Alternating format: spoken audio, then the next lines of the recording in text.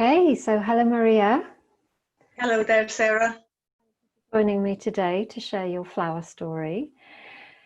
Let me introduce myself to begin with, in case you haven't met me before. My name is Sarah Estelle Turner, and I'm the founder of the Essentially Flowers Diploma in Flower and Vibrational Essences. And I have great pleasure in introducing you today to Maria Doherty, who's a graduate of our diploma. So welcome, Maria. Thank you. It's a pleasure to be here. Yeah, always a pleasure to chat with people who have great experience of what flower essences actually do, what nature, how helpful and transformational nature is when we work with her. So as we record, it's 2020. When exactly did you graduate, Marie? It was a couple of years ago, wasn't it? Was it 2017? Was it? Okay. Yeah, it sounds about right. Yeah, about right, because I think you joined the diploma just about around the time we came to France, didn't you? Yes, More or less. You were one of the first people to come to Bordeaux. Yeah. So yeah, 2017. Okay, so 5 years ago, and now you've got 3 years of being a graduate as well. So let's explore that a little bit today. But first of all, tell everybody a little bit about yourself. Well, I'm a Flower and Vibrational Essence Practitioner, and I also have produced my own range of flower essences called Trinity Haven Essences. And I see people for one-to-one sessions, both online and prior to the lockdown and face-to-face.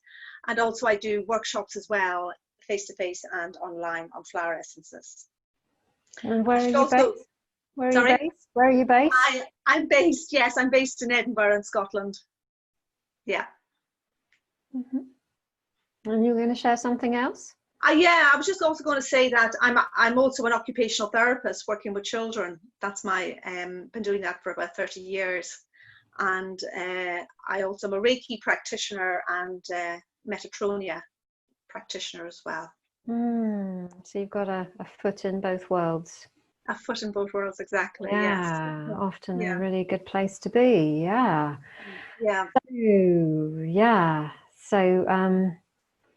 So we're here today to talk a little bit about how taking flower essences in a committed way, which you did during the diploma, has changed your life. So always a good place to start is, what was your life like before you began to take essences in a committed way?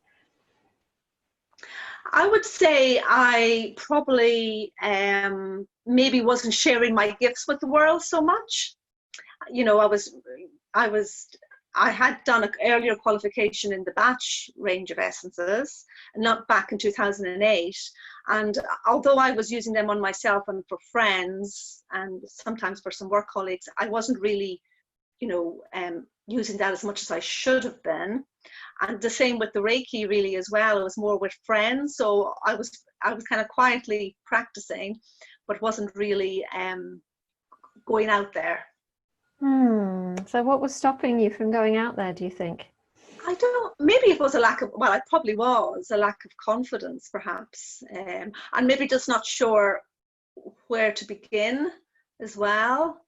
And also maybe, working full-time as therapist in the NHS, that was pretty full on.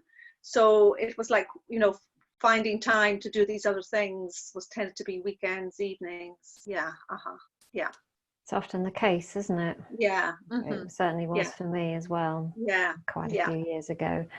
So so you were a smaller version of you. Yeah, that's very true. Yes. Yeah. So what drew you? What part of you? I mean, clearly you came onto the diploma to get a qualification, because it is a qualification, but there are deeper levels of us always that draw us forward. We never really do something just for a qualification, do we? We do it. No. It offers more than that. So what parts of your life needed that extra support or juice or whatever is it you want to call it? I suppose I wanted to be with like-minded people and to be in that environment. And also I wanted to go a bit deeper. Like I say, I had done the previous batch qualification, but I just felt I wanted to expand a bit more, just wanted to expand and learn more and find out more and develop. Mm-hmm. Yeah. Were you actually a batch practitioner? Or you are? Yes. You are. Yes. Okay. Okay. Yes. So you did know quite a lot about essences, but it was more the experiential part. Yes. Yes. Yeah. So when we're not with people who get us, what happens? Well, what was your experience? Maybe we can only kind of really see it or feel it when we're different. But looking back now, because you weren't with people who got you and understood you, Yeah. how did that contribute to you not sharing?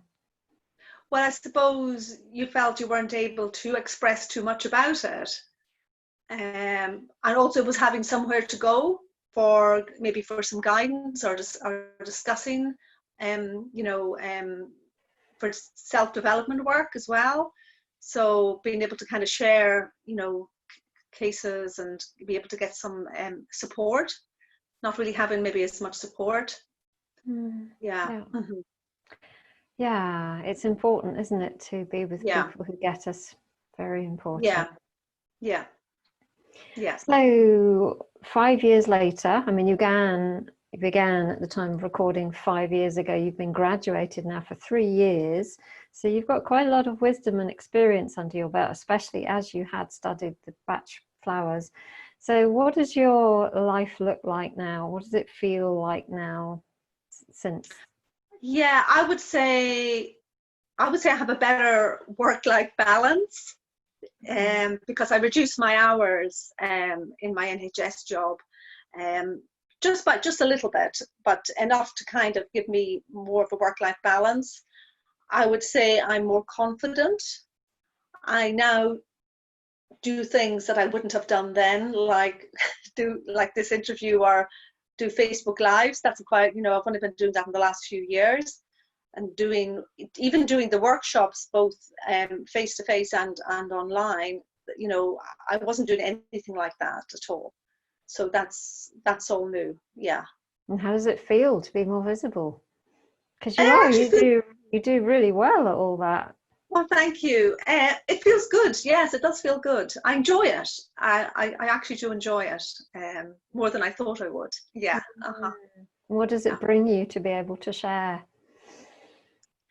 Well, I think it gives me a lot of joy, actually. And I get a lot of joy from it. And I feel it's a very kind of positive thing to be able to do. And I like, and I've had feedback from people and from different Facebook Lives, and they seem genuinely pleased to know about these essences and how essences can help. So it's really quite it's quite rewarding to get that feedback, and also from clients who say how the essences have benefited them as well. That's very rewarding and fulfilling. Yes, definitely. I know you do beautiful videos and live streams out in nature as well, because being in Scotland, you have beautiful nature all around you. Yeah, I'm very blessed. Yes. Yeah. So can you, I don't know, maybe this is a difficult question, but I'm kind of guided to ask you this. Was there a particular time, or was there a particular essence or stage? What took you from, being a shy, quiet, more closed flower to a more open, vibrant flower? What? Yeah, I think it was going on the residential weekends and meeting you in person and the other graduates. And I think, although I was speaking to you, twice a month or whatever, via, Zoom or whatever, I think it was actually, meeting the other people that did make a difference. Mm-hmm. Yeah. In what way did it make a difference? I suppose I felt kind of energized by it. And although initially I kind of thought, oh my goodness, I don't know, they know so much. I felt they know much more than me, and they seemed to know, well, they did, they were very knowledgeable. But as time went on, and maybe not the first weekend, residential weekend, but maybe the second and third, I could see changes in myself. Absolutely. And I felt very, very comfortable. Yeah. That's one of the nice things about working in a one group where you've got people at different stages. It's not really the right word, but you know, if we take nature, we've got seeds, we've got blooms, and we've got buds. Yeah. Everybody can learn from everybody else. Yeah. Yeah. Yes. So, and may I ask as well, when you first came onto the diploma, did you have any thoughts about having your own range? No. Actually, I didn't think I would.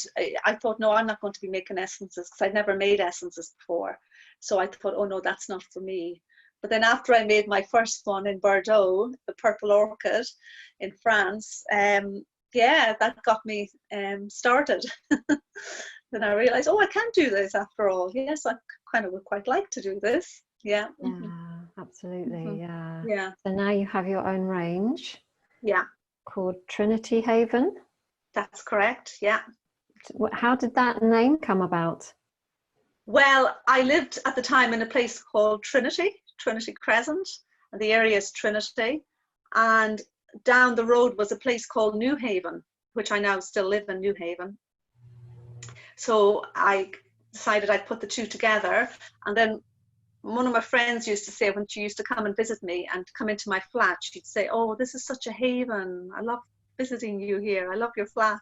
So the word haven she used to associate with where I lived. So so that's, I just thought, oh, Trinity Haven, put the two together. And of course the Trinity, I feel there's a lot of Celtic kind of wisdom there, being Irish as well. It kind of fitted. It seemed to fit.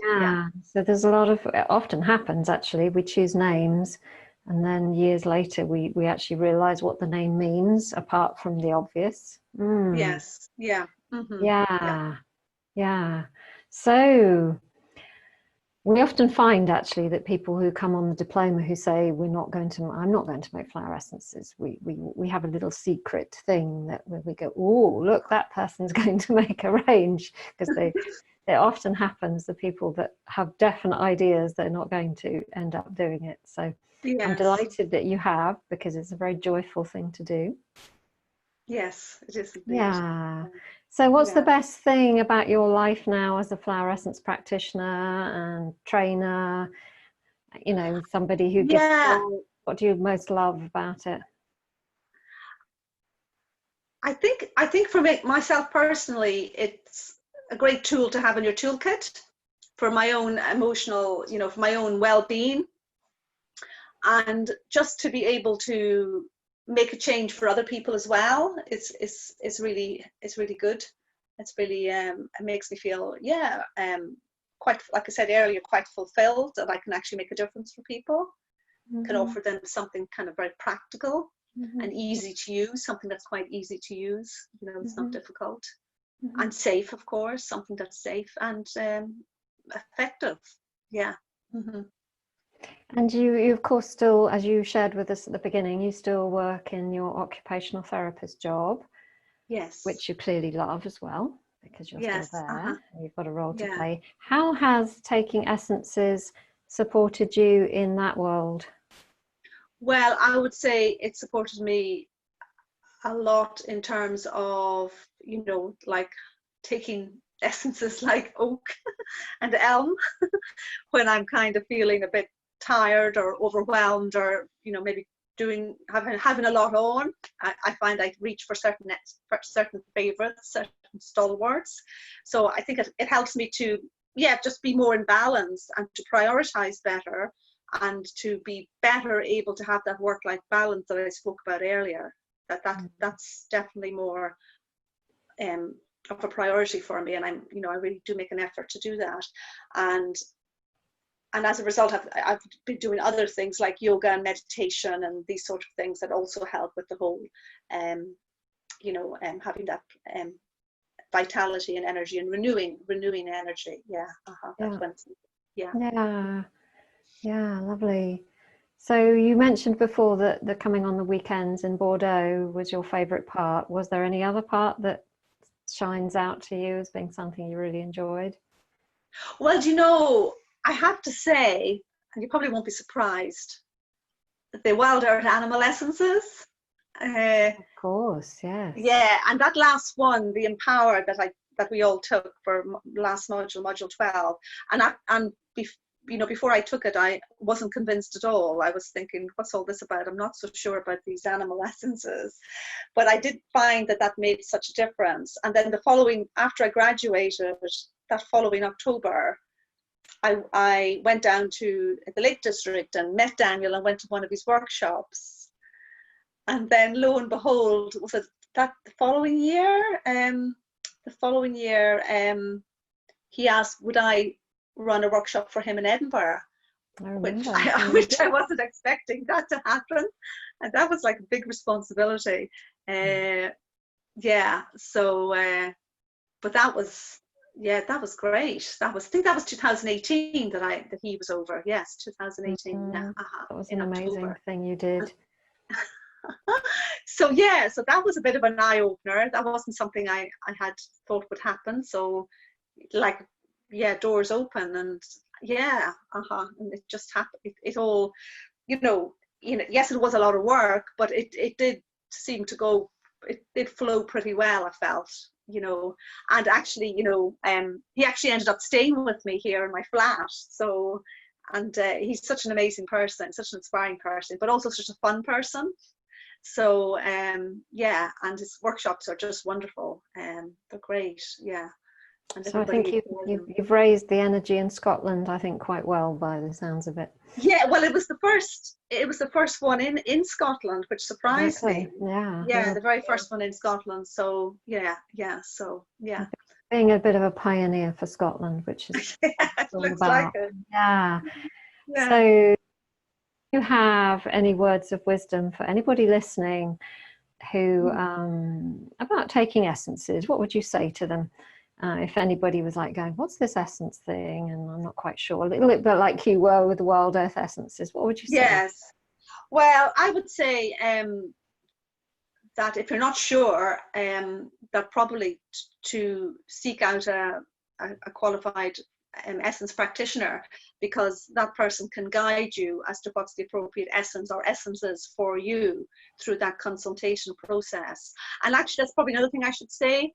The way you taught us to do consultations was quite different from the way I had been doing them, the way I had been taught before. And I liked the way, and that's an important thing to say as well, that how you encouraged us to develop our intuition. So as well as about learning and doing all the learning and the logical about the essences, what's this essence for, what does it do, we also were able to develop our intuition and working with the client in an intuitive way. And I hadn't worked in that way consciously before, so that made quite a difference. Yeah. Yeah, so I guess you're saying, we're all done with the head side of things, isn't it? It's like, if you feel a draw, then go try. Because absolutely follow your intuition. Yeah. Okay. Well, thank you, Maria. I knew that you had some important things to share with everybody, so thank you very much for sharing your story. Thank you for being such a wonderful ambassador for the Nature Kingdom. Thank you, Sarah. Thank you for this opportunity to do this interview with you. Okay, thank you very much. Okay. Bye. Bye-bye. Bye-bye. Bye.